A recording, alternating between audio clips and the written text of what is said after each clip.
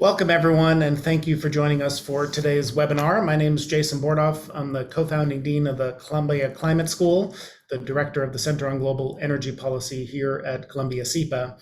And today we're going to talk about the latest findings from the International Energy Agency's New World Energy Outlook, just published about 2 weeks ago. Let me quickly say this event is being webcast live. The full video will be available online in the coming days. For those of you joining via Zoom, you can submit a question for the panelists at any time by clicking on the Q&A button at the bottom of your screen, and we'll bring questions into the conversation after a presentation about the WEO. Today's conversation and presentation is happening at, I think it's fair to say, a fascinating moment in time when we think about energy and climate. We have now had two weeks to read and digest the findings from the WEO, a landmark report coming on the heels of another landmark report about what it will take to get to net zero by 2050.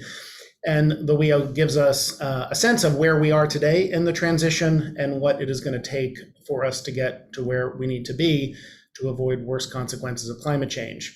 We're also just a few days away, of course, from the UN climate meetings in Glasgow, where world leaders will come together to try to make this net zero pathway a reality, but also confront and acknowledge where we are today, which is not on track for that. Thus, today's event is, I think, the perfect opportunity to really learn some of the lessons of the WEO. It's only by understanding the current situation and possible future scenarios that we can effectively chart a path towards a sustainable future. So we need to give up some of our preconceptions and look at the data and the numbers and get a sense of where we're headed with what we're going to talk about in Glasgow next week. And of course, this also unfolds against the backdrop of an energy crisis, particularly natural gas markets and electricity that's playing out in Europe and parts of Asia, and we're going to talk about that as well. So I can think of no better group of people to help us do that than the group we have today. In a minute, you're going to hear from Tim Gould, the Chief Energy Economist at the IEA. He directs the WEO team, will help us tease apart some of the most important findings from this year's report. And then after Tim's presentation, we're going to hear some reactions to it from two of my colleagues here at the Center on Global Energy Policy, Anne-Sophie Corbeau, who used to work at the IEA, a global research scholar at the Center on Global Energy Policy, and then also Dr. Melissa Lott, our research director, also used to work at the IEA and now works with me here at the Center on Global Energy Policy. Greatly looking forward to today's conversation. Want to thank you again to everyone who joined with us. And with that, let me turn it over to you, Tim. Thanks. Well, thank you very much, Jason. It's always a huge pleasure to join these events at the Columbia Center. It's fantastic for us to read and listen to the great insights that come out of the center. It's fantastic today to have the chance to speak with you and also some former IE colleagues and very respected figures in the sort of global energy scene, Melissa and Anso. As Jason mentioned, we're going to talk through now some findings from the World Energy Outlook, and then I'm very much looking forward to reactions from our great panel, and then questions from you all. We have had some discussions already on the World Energy Outlook, and I'm extremely grateful to Jason for joining our so-called WEO week of webinars that we held last week, where we delved into some of the questions that we might come back to today. But effectively, I mean, Jason has already provided much of the useful context that we would need in order to understand the starting point for today's discussion. Run up to COP, but also a very sharp run up in prices. When in no sense out of the woods when it comes to the global public health crisis, but at the same time, we're seeing the contours of a new global energy economy emerging.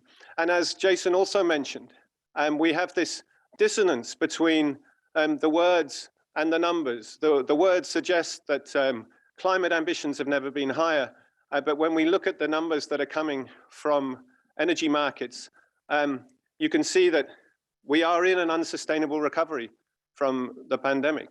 2021 is going to see a very sharp rise in global energy-related CO2 emissions.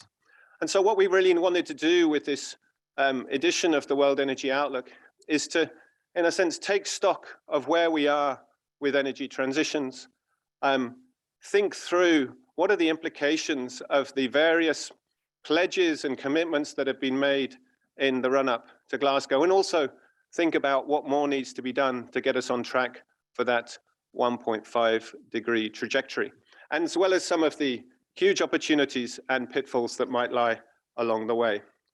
And to begin with, I wanted to take us back to where we saw energy markets and emissions going in 6 years ago, prior to the conclusion of the Paris Agreement. And at the time, the sort of base case was for a steady rise in emissions, continued high reliance on fossil fuels, and the sort of trajectory you're looking at there would clearly have led to catastrophic climate change. However, in the period since Paris, policies have changed, technologies have changed, and also the pandemic took a chunk out of the emissions profile as well. And so now when we look at our stated policy scenario, which kind of looks sector by sector at the measures that governments have put in place to, in all sorts of areas, but including to deal with environmental issues, we do see a flattening of emissions out to 2050 in that scenario. Now, a stabilization in high levels of annual emissions in no way leads to a stabilization in global temperatures. So we would be still rising in that global temperature outlook when we hit 2.6 degrees of rise at the end of this century in that stated policy scenario.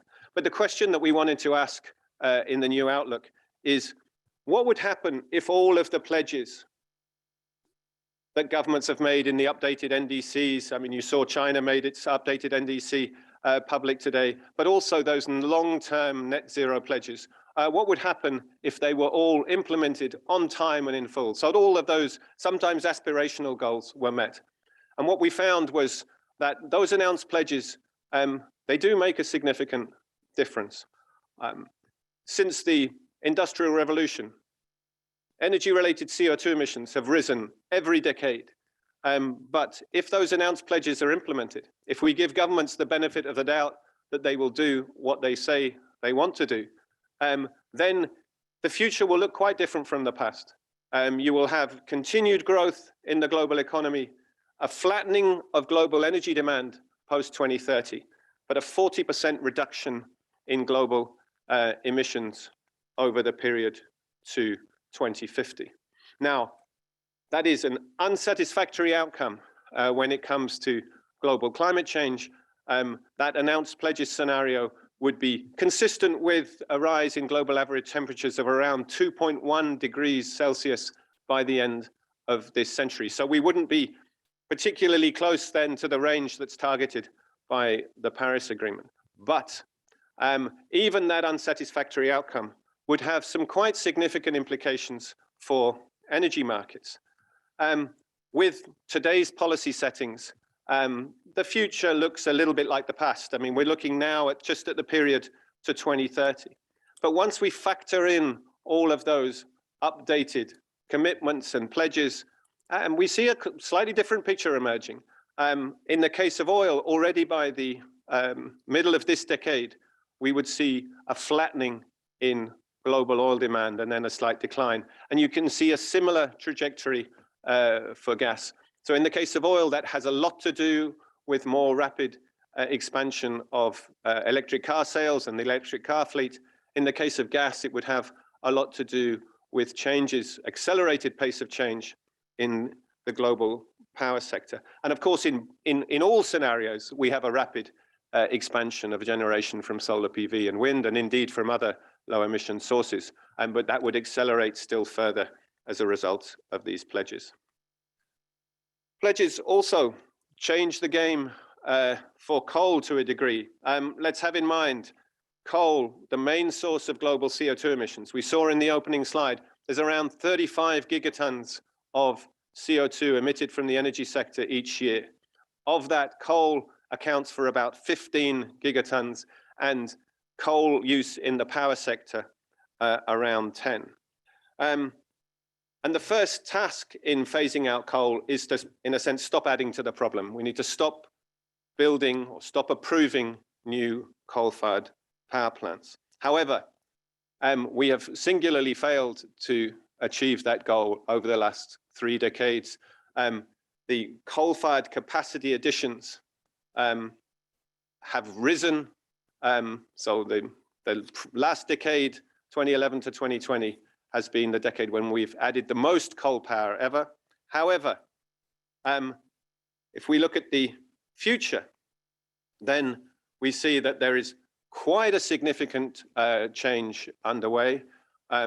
Finance for new coal-fired plants is becoming increasingly scarce, and that's especially true now after the announcement from President Xi Jinping that China would not build coal-fired power plants abroad. And I think that announcement has been fixed also in the new updated NDC.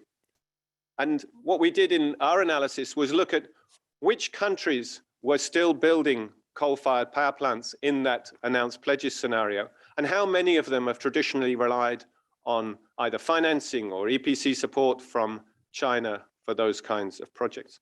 And what we found was that if China no longer builds any coal-fired plants abroad, that cancels around 190 gigawatts of new plants that would otherwise have been built in this scenario to 2050. That would, if you make some reasonable assumptions about the operating lifetimes and utilization rates for those plants, and that could save up to 20 gigatons of cumulative CO2 emissions. 20 gigatons is a lot. It's comparable to the amount that is saved by the EU going to net zero emissions by 2050. So there's some very significant things happening on this part of the equation as well.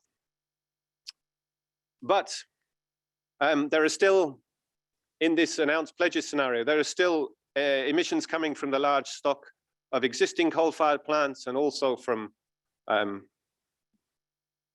oil-fueled cars and trucks and various other sources of emissions. And that's one of the key reasons why the emissions trajectory associated with announced pledges is still much higher than what we would need to achieve a 1.5 degree stabilization in global temperatures. And in particular, if we look at the year 2030, the announced pledges only cover around 20% of what would be needed to close that gap fully with a net zero pathway.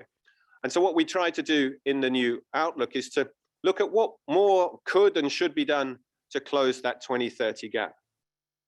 And a key finding for us is that actually 40% of that gap, of that additional emissions reductions that we need in 2030 are very cost effective, meaning that they result in cost savings for consumers. And for that reason, it's particularly tough for us to understand why those additional reductions are not on the table in Glasgow. So there's no economic rationale that we can see for holding back. What are these additional elements? First and foremost, there's the additional boost to deployment of low-cost wind and solar, as well as other low emissions sources. That's the single most important thing we can do to accelerate the pace of change. That clean electrification, that is a real pillar of transitions. Another very cost-effective approach is to bring down methane emissions from fossil fuel operations. At a time when natural gas prices are sky high, it's really inexplicable that 180 billion cubic meters of gas each year, according to our estimates, escapes to the atmosphere from fossil fuel operations. 180 billion cubic meters is an awful lot of gas. That's roughly equivalent to all of Russia's gas export to Europe. And you can see that there are initiatives underway to try and close that gap. Particularly interested to see the global methane pledge that's being pushed by the European Union in the United States, and that is going to be launched next week at COP. Similarly, there are cost-effective opportunities to improve energy efficiency in all of the areas that you'd expect, appliances and so on, but I'd probably highlight in particular, trucks in the near term where electrification is not so readily an option. but where relatively few markets in the world at the moment have efficiency standards in place. And there are clearly opportunities to push electrification further as well. Another way to view the changes in the energy system is to consider the implications for international trade.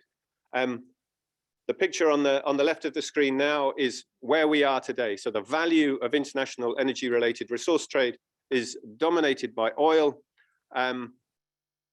You'll notice, though, there are some new elements in our own estimates for this type of trade, in that following some work that we did earlier this year, we're now tracking systematically the critical minerals, as we call them, that are essential for the energy sector. For the moment, that's really dominated by copper, but rising importance of lithium, of nickel, of cobalt, of various rare earth elements as well. And that's something that we certainly need to have on our radar screen. What happens, though, if all announced pledges are implemented? Oil retains a dominant role, but it's quite a different set of trading relationships in 2050 in this scenario than the ones we have today, particularly as imports to the European Union and to China fall back. You do get a concentration in trade under those circumstances between major resource holders, notably the Middle East, and some other large importers, particularly developing countries in Asia. But you'll notice there's also some new kids on the block in this scenario. Hydrogen comes into play, or hydrogen-rich fuels such as ammonia. Many countries have the potential to manufacture hydrogen, but the production costs vary widely depending where you are in the world. So by a factor of about 3 or 4 times in our view. And that creates incentives to trade. So in this kind of scenario, it's really Northeast Asia, particularly Japan, that becomes the anchor for growing trade in hydrogen and hydrogen-rich fuels. The exporting regions are Australia, some countries in the Middle East, and some parts of Latin America. But if we look at that net zero emissions scenario in 2050, the current dynamics of international trade are completely upturned. The share of hydrogen and critical minerals rises to 80%. And among the critical minerals, demand for lithium in particular goes up very strongly, but also nickel, cobalt, and rare earths. So that's a growing strategic element of these, the role of these commodities in successful energy transitions. Wanted to turn now to investment. For many years now, the World Energy Outlook has been looking for signs of potential mismatches between investments in different parts of the energy sector and the world's energy needs.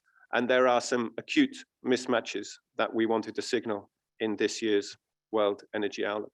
So in the case of oil and gas, upstream investment is now half of what it was in 2014, whereas of course, oil and gas demand have not halved or anything like halved. They are in fact higher than they were in 2014. Undoubtedly, the industry is able to do more with less. Today, it's a lot leaner and fitter than it was perhaps in 2014. But still, oil and gas investment today, upstream, is one of the very few areas that's broadly speaking aligned with the needs of the near-term needs of that net zero emissions by 2050 scenario. And let's remember, that's a scenario in which we don't have approvals, or we don't need approvals of new oil and gas fields after 2021. So if you'd have to conclude that the level of spending in the upstream at the moment is really geared towards a future in which oil and gas demand is at best stagnant or even in decline, whereas what we see in markets today is that oil and gas demand continues to rise. And one of the reasons why it continues to rise is because investment in clean energy and infrastructure has not picked up at anything like the speed that it would need to get the world onto a different track. that kind of investment was much more resilient in 2020 than oil and gas, and we expect another uptick this year. But to get us onto that 1.5-degree trajectory, you would need to see that more than triple over the next decade. If this mismatch persists, then you're clearly looking at some really quite profound risks for energy markets. The way forward for us is very clear. The way out of this impasse is to have that surge in clean energy spending across a wide range of technologies and markets. But for the moment, looking at this picture, you'd have to conclude that there remains a strong risk of further sharp price swings and increased volatility in the future. I'd like to now briefly look at what would be the potential implications of that price volatility for consumers. So how might a future price spike affect consumers in different scenarios? And this is our starting point today, a situation where for an average household, around half of household energy bills would go on oil products, mainly fuel for mobility. Around a third goes to electricity, and the remainder heating, particularly in the Northern Hemisphere, that's often for natural gas. And we wanted to see how that evolves in different scenarios. In the stated policy scenario, there wouldn't be strong structural changes in the composition of those household bills, but oil and gas prices would be slightly higher in the future than they have been on average over the last few years. And that means that household energy bills rise. By contrast, in a net zero scenario, those household bills fall by about 10%. Why is that? It's because appliances and air conditioners are more efficient, buildings are more energy efficient, mobility is more electrified, so households more likely to be plugging in their cars or 2 or 3 wheelers than filling them up with petrol. Heating in some cases also becomes more electrified, although the implications there for household bills are not necessarily dramatic.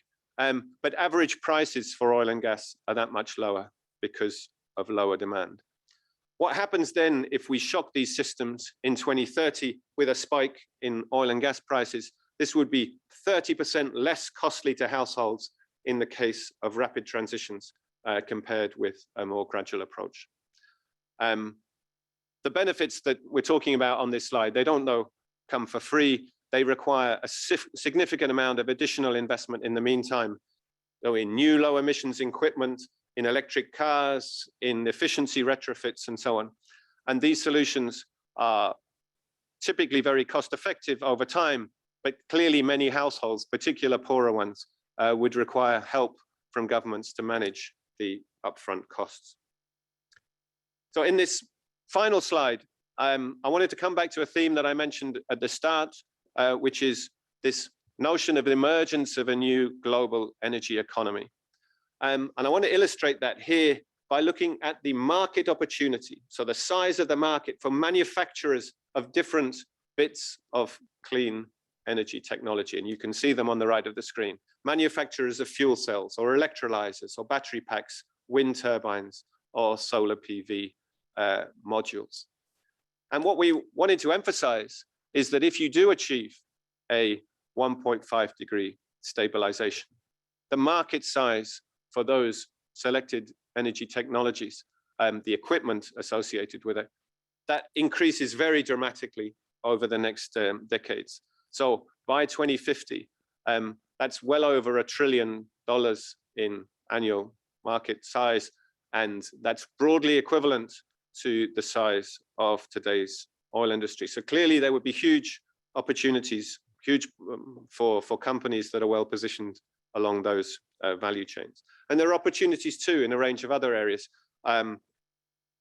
Companies handling low carbon gases in 2050 in that net zero scenario would be handling a volume of gas that's roughly half the size of today's global gas market. And with that, a few concluding thoughts. We would argue that a well-managed transition represents a solution to some of the things that we're seeing in markets today, rather than we think it's misleading to characterize today's market turbulence as somehow primarily related to climate policies or transitions. There are all sorts of cost-effective opportunities to step up action on climate, and particularly over the next 10 years. These elements are proven, the policies that back them up are tried and tested. So there's a lot more that can be done to keep the door to a 1.5 degree future open. The missing link is finance and investment. And so we need to see that policy-driven surge in clean energy investment as a solution to the mismatch that I described in today's investment flows. But the warning should also be clear. The longer today's imbalance in energy investment persists, the greater the risk of a bumpy ride ahead. And we've talked about risks, but let's have in mind too the size of the prize for growth and employment as we move to a net zero emission system and a new global energy economy. And finally, as we look ahead to COP26 in a few days' time, energy transitions depend on many things, on technologies, on communities, on individuals, on investors, on companies, of course, but no one has the same capacity and influence as governments to shape our energy destiny. So we do look to governments as they gather in Glasgow next week for an unmistakable signal that they are committed to rapidly scaling up the clean and resilient technologies of the future. And with that, Jason, back to you. Thank you very much. Tim, thank you so much. That was a really fascinating and so much rich content in just 25 minutes overview of the world energy outlook. I have lots of questions, but I'll be restrained and want to hear reactions from Anne-Sophie and Melissa. So just again, for those who may have tuned in late, I'm Jason Bordoff, and I'm here with Tim Gould, Chief Energy Economist at the IEA, Anne-Sophie Corbeau, Global Research Scholar here at the Center on Global Energy Policy, and then Dr. Melissa Lott, who's our Director of Research and a Senior Research Scholar here, and we're discussing the new edition of the World Energy Outlook. And we'll open it up in a little bit to questions from the audience. For those of you joining via Zoom, you can submit questions for the panelists at any time by clicking on the Q&A button at the bottom of your screen. Anne-Sophie, let me go to you first, and just a couple of minutes of kind of what struck you as you pay close attention to these outlooks every year as they come out. Would love your quick reactions to what you heard from Tim and what your reactions were when you digested the WEO when it came out. And then I'll go to you, Melissa. Thank you, Jason. Hi, Tim. I mean, thank you again for this absolutely fantastic piece of analysis. As usual, the World Energy Outlook is really a great book. I mean, I have not read everything yet, but I am proceeding through that. And I think my first point is congratulations on extending the analysis to 2050. I think ahead of COP26, it was really necessary so that we know where we stand compared to the objectives. And also congratulations on having a full-fledged net zero emission scenario. I think we had a teaser last year, but this time, I mean, we have a lot more data for analysis, and I would actually ask, whether we can get a little bit more on the regional side. But what I particularly like also in your analysis is all these 2030 indicators. So, because 2050 is very far away, but 2030 is within 1 decade. So, where do we need to be by 2030 if we want to be on the right track? And I think this is very important that constantly in your book, I mean, you are basically reminding everybody this is where we need to go. That's very interesting. Another comment is also, I mean, I think sometimes people don't really appreciate, the huge gaps that there are between the scenarios. And I noticed that you were not mentioning the sustainable development scenario, which is in between the APS and the net zero emission. But I mean, really very important. When you are looking at the temperature profiles, you are thinking, okay, they are quite close actually.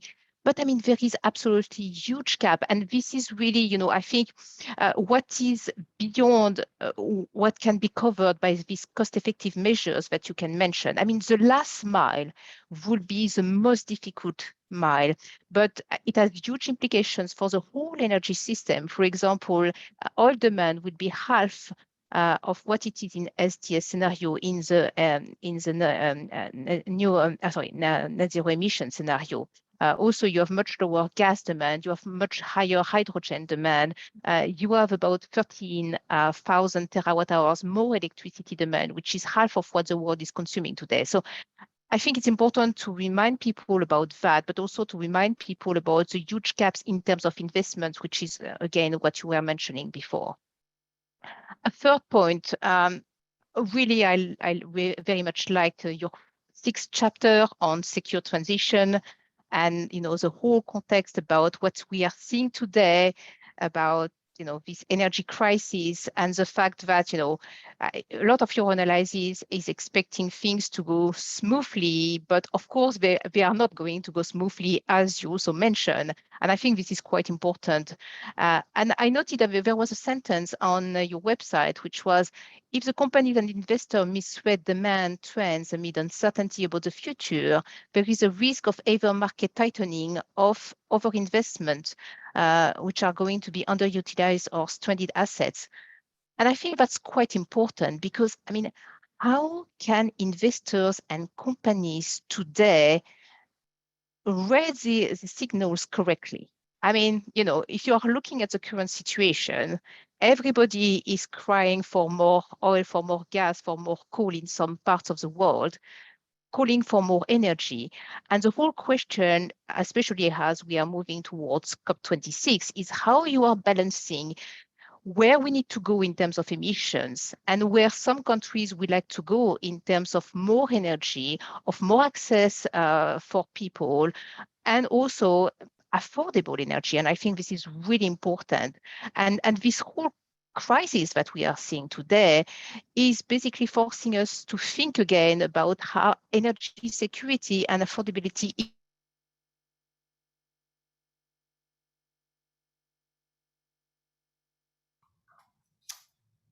I think we had Anne-Sophie freeze. Okay, we will come back to her if she returns.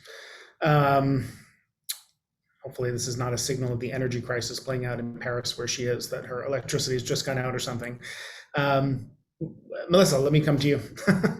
And no, picking up on some of what Anne-Sophie was saying around affordability and really thinking about how do we make sure that the electrons and the molecules are there when we need them so that we can keep the lights on and keep our economies running. It's a really important set of questions. I will just say, Tim, thank you for the presentation today and for the entire team's work on putting together this report. I know it's a tremendous lift. Right, I'm back. Okay. I'm sorry. Why don't you conclude what you were saying, and Melissa was just thanking Tim, so we will note her gratitude and then bring her in. Let you finish what you were saying, please. Yes. Yeah, I think, what is going to happen in this transition period is absolutely fundamental. And especially, as the systems are becoming more and more complex, we need to think about how they are going also to cope with more and more unusual weather events. And another, 2 last points. The point about, the household bills decreasing, and I think there are 2 things to consider here. When we are looking at our household gas and power bills, yes, there is a cost of the molecule, but there are also a certain number of, taxes and, the support for renewables. And I don't know to what extent you have taken, these additional costs, which are probably going to end up on the consumer bills and may compensate to some extent, what you may win because you are going to reduce the energy consumption of a household. But also, as you noted, there is going to be a need for a lot of support for these households in order to reduce their consumption.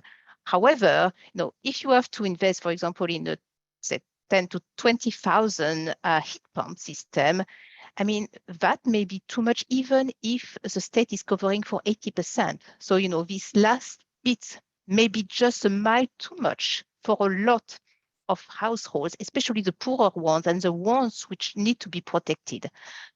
And my last point is about this great thing about how trade is going to change and how we need to think about that, especially again in this transition period, how we are going to move from where we are now with a lot of countries which are exporting oil and gas, but in the future there is going to be a lot less oil and gas exports, which might be replaced by hydrogen or ammonia, maybe with the same countries, maybe less, but you can see that the trade is kind of shrinking. So the geopolitical implications of of that, who is going to replace, whether we are actually exporting ammonia, hydrogen, or whether we are exporting the finished products because this is easier. I mean, I think there is still a lot of uncertainties on how to transport hydrogen effectively is very important.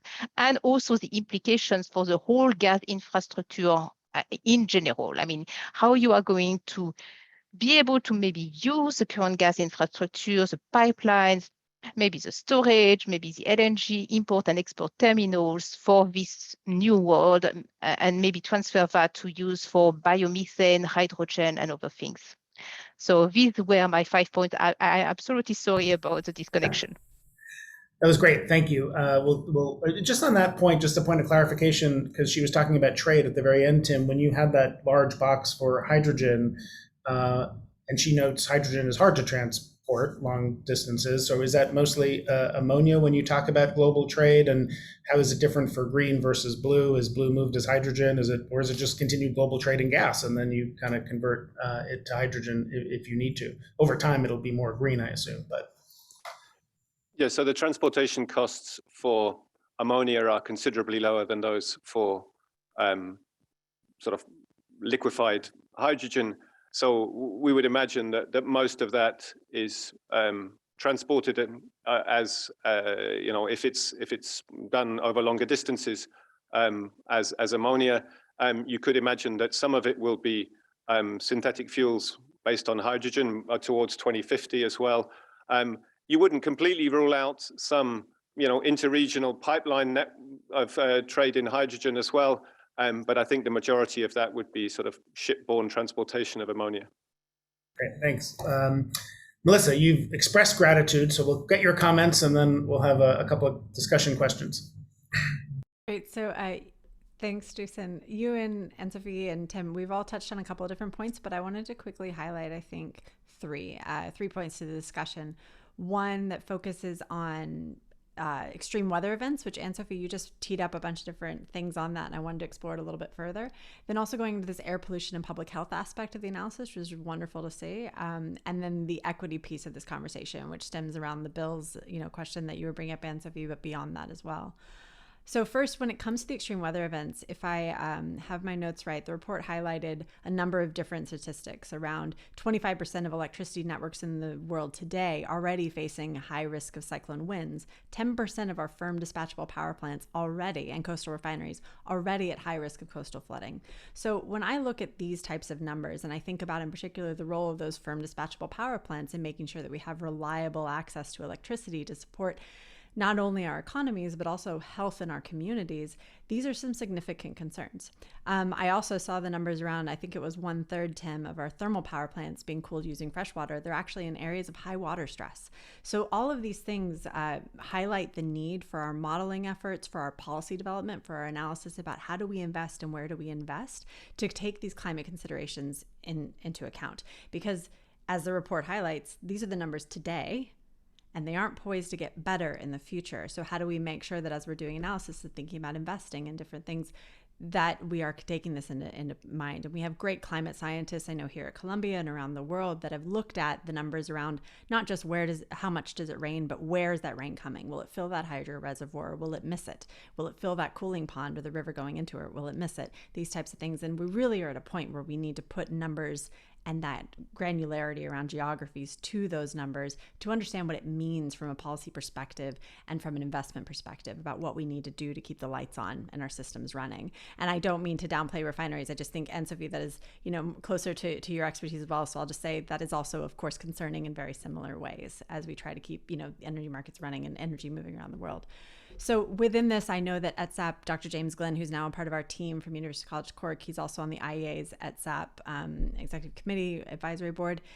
And I know that this is starting to become a part of the conversation. How do we integrate these models? But I think this is a huge next step in where we take this analysis and thinking about how that might change, how we invest, where we invest, and what policies we actually put into play. The second thing I'll come to is the air pollution piece of it. And I will admit that this is my bias as someone who has worked on air pollution for a number of years when it comes to maximizing the public health benefits along the path to net zero, or whatever in between that it's been. I've been doing this long enough that net zero is actually still semi-new as being the focal point of conversations. What I'll say is that around the air pollution numbers, I mean, absolutely correct in highlighting that today 90% of us are breathing polluted air. And we often think about that as just being a clean cook stoves problem, indoor air pollution, non-access to energy, to modern energy services. That is not the case when you actually start breaking down the numbers. So, as someone who's lived in major cities around the world, we know that we are breathing in, different things coming out of tailpipes, different things coming in from construction, from industry, from power plants. All of these things are potential benefits directly to our health that will come with the energy transition if we do it right. But are something that can be easily overlooked in conversations. At the end of the day, this transition can support fewer children going to emergency rooms with asthma attacks and fewer people actually dying early from respiratory illness and heart disease. And those are key things to consider in it. And while energy access is vitally important, we also need to realize that just giving access doesn't actually solve all of these problems. And so how do we poise ourselves to actually improve public health as we go down whatever pathway we end up following? And I'll say the findings in the WEO parallel a lot of the findings that we publish in the Lancet Medical Journal each year about the opportunity that is presented with these transitions and what opportunities we'll miss if we don't actually move more quickly down that pathway. The last thing I'll say just really quickly so we can get to discussion is around this household energy bills and just the broader equity discussion. So overall, I really appreciated the presentation of the net zero scenario when it talked through average household bills and how they could drop in this scenario. And Tim, I've already highlighted the important point that doesn't come with no investment. And those investments can be very challenging for a huge part of the world. And I'll say even in the United States, we already have 1 in 3 people who are energy insecure, either having high energy burden, their bills are very big, 6 to 10% of their annual income is going towards these energy bills, or they simply don't turn on their air conditioners or heaters in the United States because they know they can't pay if they do that. So they let their homes get to unhealthy temperatures and put their health at risk. So if we think about that upfront investment that is needed, there's really a great need, I think, to incorporate the research and evidence that we have already today to figure out how we can meaningfully narrow these gaps. And I know that that's something that we are engaging on here at Columbia with our partners over in the Mailman School of Public Health, saying, how do we actually do this? Because not turning on your air conditioning when it's 100 degrees Fahrenheit outside is a public health issue. But how can we actually give meaningful recommendations to policymakers and decision makers on how they can actively help to narrow these gaps so that a transition doesn't end up just exacerbating current issues? But congrats again on the report. I know Anne-Sophie and I know personally what a big lift it is, and the insights are so wonderful for stimulating these important conversations we need to have. So thank you again. That's it. Thanks, Melissa. I'm going to go to a bunch of questions, but did you want to react, Tim, to any of what you just heard? I mean, my main reaction is one of gratitude to Melissa and Anne-Sophie for the very insightful remarks. I could probably use up the remainder of our time responding to specific points, but maybe we'll just carry on with the conversation, and I can deal with some of that later. Okay, well, I had a couple of questions I jotted down here, and now I see several coming in from the audience, and there's a lot of overlap, which is good. So I'm going to incorporate those in. But one thing I just want to start with is if you could help everyone watching understand how to think about these scenarios. And, the IEA has come under criticism in the past for its scenarios and whether that justifies continued investment in hydrocarbons. There was a current policy scenario, kind of where the world is headed today. As a former policymaker, that's helpful. You need to know that because it helps you understand how your actions could change that future. Now you have the stated policy scenario, and then you have the announced pledges, and then, as Anne-Sophie said, not just sustainable development scenario, I think it was 1.7 or 1.8 warming, but 1.5 and net zero, and also I think a change in the frame for this. It is more normative. It is more, okay, here's where the world is headed, and here is where we must get to, and here's how big that difference is. And it seems to me that the scenarios are different, and the scenarios are being used differently. And I was just wondering, there's been a lot of attention to that in the community that looks closely at the WEO. If you could talk a little bit about how the IEA thinks about that. Yeah, it's a great question. It's one that we spend a lot of time thinking about here amongst the team. I think it's important up front to make a distinction between exploratory scenarios and normative ones. So exploratory, where you kind of you set the starting conditions and then see where you end up, and normative ones where you define where you want to get to and work out how to get there. And of the ones that you mentioned, I think it speaks a lot to the point that Anne-Sophie made about how are people supposed to read this? How are they supposed to read the signals when there's such a large variation amongst those potential outcomes? And essentially, we do delegate that responsibility to our readers. We don't have a preferred scenario as in the one that we consider most likely. We just put those scenarios out there, and then people can say, as I've seen on the chat, well, I don't believe that governments deliver on the stuff that they talk about. So I don't see that announced pledges scenario is particularly realistic, because if I look at the past record of governments in hitting their climate targets, well, it hasn't been great. Other people might look at our range of scenarios and say, well, actually, you're going to have this confluence of increased physical risks of the sort that Melissa was mentioning, and falling technology costs. I think, the world will probably get its act together a bit more than those announced pledges, suggest. And, who knows?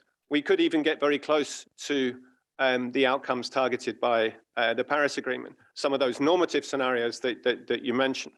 So I think, we're not trying to steer the reader. We are trying to provide a coherent framework in which some of these choices can be analyzed.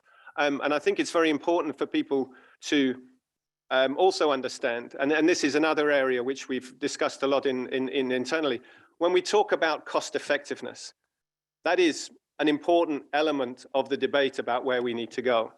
But let's be very clear, the cost effectiveness calculation that we do doesn't include all of those air pollution benefits that Melissa was referring to.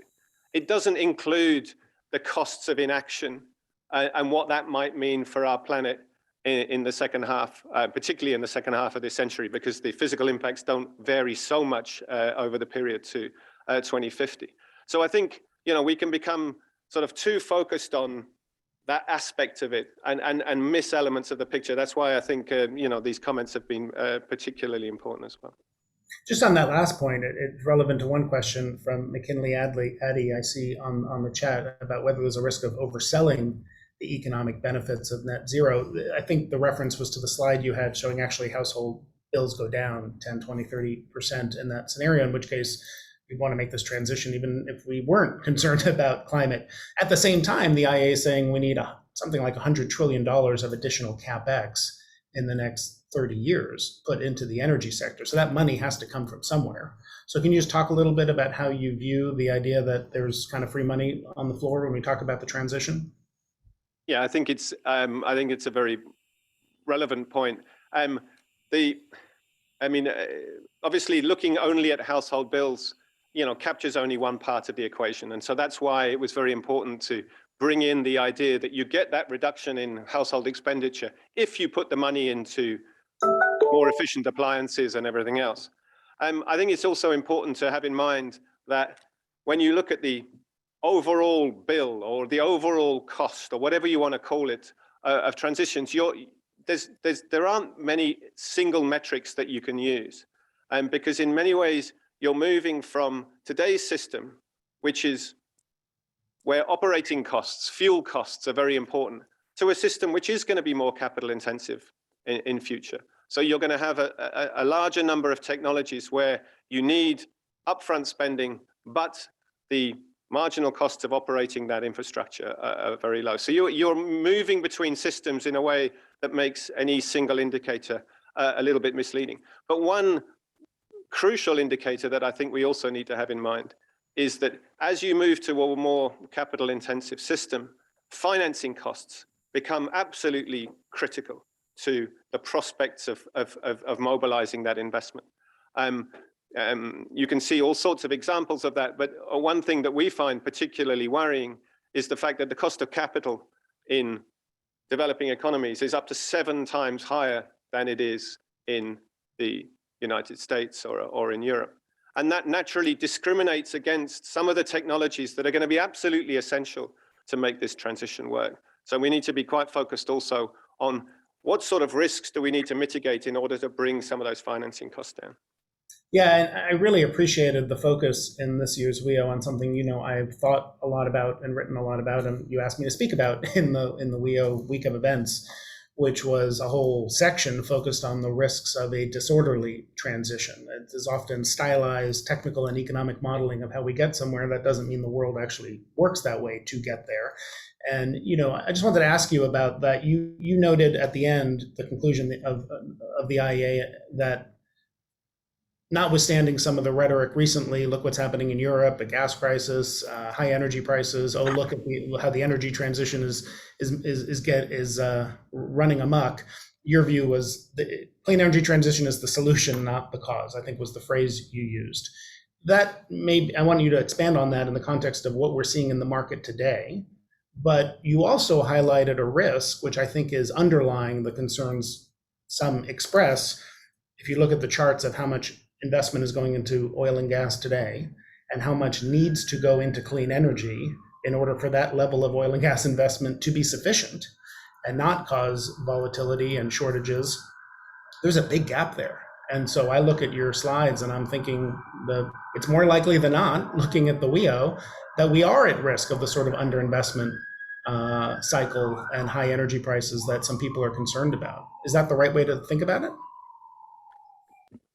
I think our intention is to draw a little bit of a distinction between today's high prices and risks that we see in the future. I mean, what we see today has a lot to do with this rapid recovery from the pandemic. It has to do with lower investment in oil and gas, thanks to two large oil price declines in 2014, 2015, and then again 2020, which increased our vulnerability to the sorts of factors that we see today, weather-related factors, then some outages, unplanned and planned in supply of oil and gas. And then when you put that together with this rapid rise in demand out of the pandemic, you have this acute market tightening that you see today.